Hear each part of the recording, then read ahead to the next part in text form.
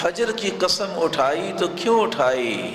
وہ مالک اور خالق ہے، اس کی تو ویسی بات بھی بغیر قسم کے پوری کائنات سے اعلیٰ اور سچی کلام، اس لیے کہ فجر کی نماز یہ فیصلہ کرتی ہے یہ منافق ہے اور یہ مومن ہے۔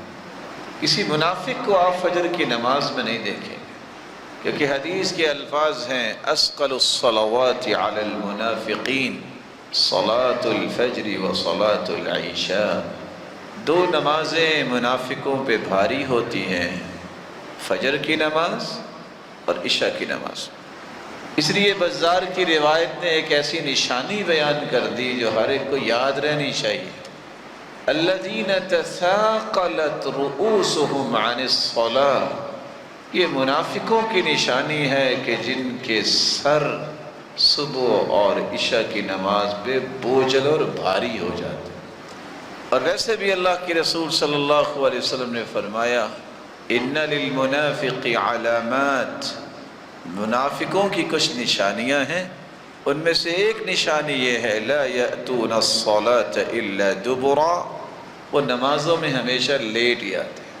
فجر کی نماز کی قسم اس لیے بھی اٹھائی ہے کہ فجر اور عصر کی نماز پہ فرشتوں کی ڈیوٹیاں چینج ہوتی ہیں۔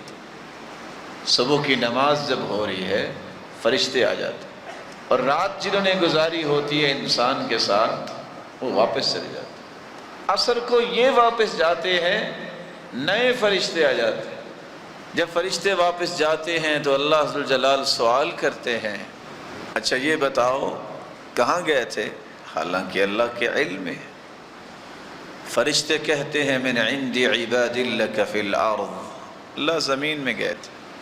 کیف ترکتم عبادی، میرے بندوں کو کس حال میں چھوڑ کے آئے ہو؟ تو فرشتے جواب دیتے ہیں اتیناہم وہم یصلون وترکناہم وہم یصلون، اللہ جب تیرے بندوں کے پاس گئے تب بھی وہ نماز ہی پڑھ رہے تھے صبح کی، جب واپس آئے ہیں تو پھر بھی نماز ہی پڑھ رہے تھے۔ تو اللہ ذوالجلال فرماتے ہیں اچھا گواہ رہنا میں نے ان سب کو معاف کر دیا۔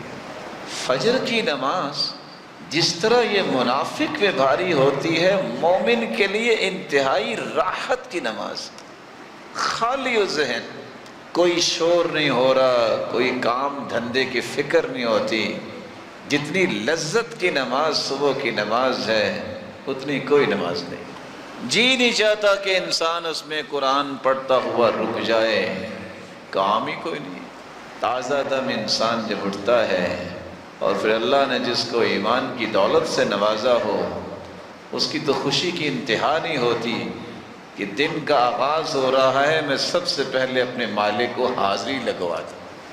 اور کسی نے سچ کہا تھا، شاید کہ کسی کو سمجھ آ جائے، اس نے کہا تھا جس دن فجر کی نماز پہ اتنے لوگ آنے شروع ہو گئے جتنے جمعے کے دن آتے ہیں، اس دن بیت المقدس آزاد ہو جائے۔ جو فجر کی نماز ٹائم پہ نہیں پڑھ سکتا وہ کیا کر سکتا ہے؟ اس کا ایک راز ہے، من صلی الفجر فی جماعہ فهو فی ذمۃ اللہ، جو فجر کی نماز جماعت کے ساتھ پڑھ لیتا ہے وہ اللہ کی امانت اور ضمانت میں چلا جاتا ہے۔ فلا تخفروا ذمۃ اللہ، اوے اللہ کی ضمانت کو توڑا نہ کرو۔ آج دنیا میں کسی کو اگر ضمانت مل جائے تو کتنا خوش ہوتا ہے، لیکن اس کے بھی 10 طریقے ہیں کہ ضمانت کے باوجود بھی اس کو ڈیٹین کروایا جا سکتا ہے۔ لیکن اللہ کی ضمانت میں جو چلا جائے، جو اللہ کی رحمت کے سائے میں چلا جائے، اسے کیا کوئی کر سکتا ہے؟ اس لیے اللہ کی ضمانت کو توڑا نہ کرو، فجر کی نماز با جماعت پڑھا۔